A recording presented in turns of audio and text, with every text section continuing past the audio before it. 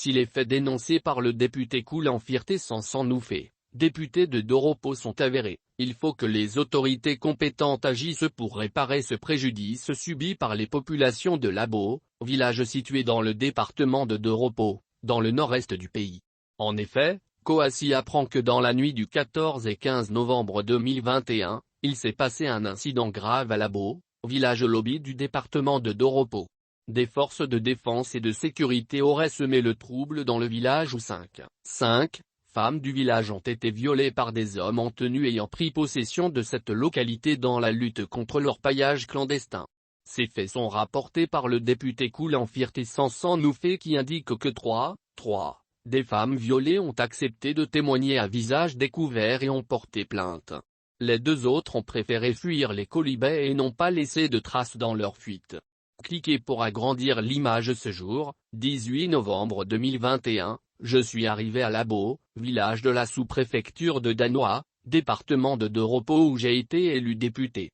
Ma place est aux côtés de cette population qui a vécu le martyre les 14 et 15 de la part d'une unité de nos forces de défense et sécurité dans une région qui croupit déjà sous le poids de l'insécurité. Cette unité de lutte contre l'orpaillage clandestin a effectué une expédition punitive pendant ces 2 jours successifs à Labo. Il m'a été donné de constater des domiciles cambriolés, des commerces saccagés et d'entendre des témoignages effroyables de sommes importantes et de matériel de valeur emporté. Des cultivateurs qui disent rester impuissants devant l'enlèvement de leurs cabris, pintades et poulets. Des dizaines de jeunes qui témoignent avoir payé des sommes allant de 50 000 à X francs afin que leur moto arrachée de force leur soit restituée.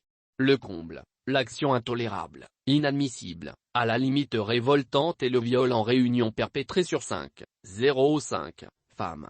Si 3 d'entre elles ont accepté de témoigner à visage découvert et de porter plainte contre leur bourreau, les 2 autres dans l'incapacité de supporter l'opprobre, ont quitté le village pour une destination inconnue jusque-là. Ces faits qui nous rappellent les récits atroces de l'histoire coloniale des années 1800, se déroulent malheureusement au XXIe siècle dans un village légalement reconnu sur le territoire ivoirien, doté d'une électrification rurale, d'un dispensaire, d'une école primaire, etc.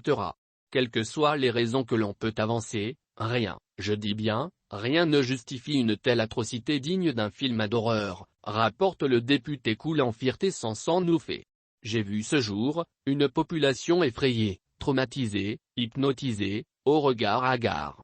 Le drame est qu'en dépit de tout, il faut obligatoirement réussir le tandem population et forces de défense et de sécurité pour espérer venir à bout du terrorisme menaçant, ajoute l'élu de la nation.